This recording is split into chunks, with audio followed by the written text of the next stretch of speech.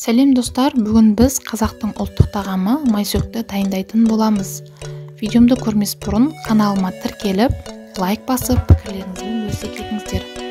Майсөктің құрамында дәрумендерге өте бай, тойымды. Бұны көбінесе Рамазан айларында ауыз бекіткенде, ауыз ашқанда қолданылады.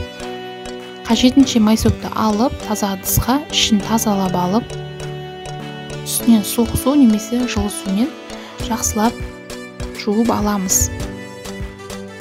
Сүзектен өткізіп, қайта-қайта суы тазарғанша жуып аламыз.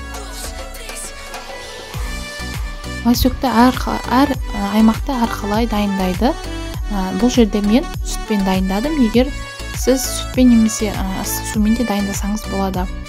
Тазалап жуып алған майсөкқа қайнап тұрған суға бұқтырсаңыз болады, немесе сүтке бұқтырсаңыз болады. Мен алдын ала қантымды, майымды салып, жақсылап араластырып, үстінен қайнаған сүтімді құйып, бұқтырып алдым. Негізінде бірінші сүтке немесе суға бұқтырып алып, тазалап тары өзіне тартып алғаннан кейін қалауыңызша қантын, майын салып, араластырып жасасаңыздар болады. Бұл жерде мен алдын ала жасадым. Және сәндік ретінде қасында құрма, өріктермен араластырып жасасаңыздар болады. Дайындалу жолы өте оңай. Сіздер де дайындап көріңіздер. Егер дайындап жатсаңыздар, пікірлеріңізбен бөлісе кетіңіздер. Сіздерде қалай аталады? Майсөк дей ма, или тары дей ма? Дайындалу жолы қалай? Барлығын бөлісе кетіңіздер.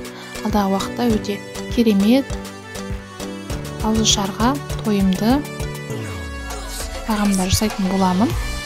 Менімен бірге болыңыздар.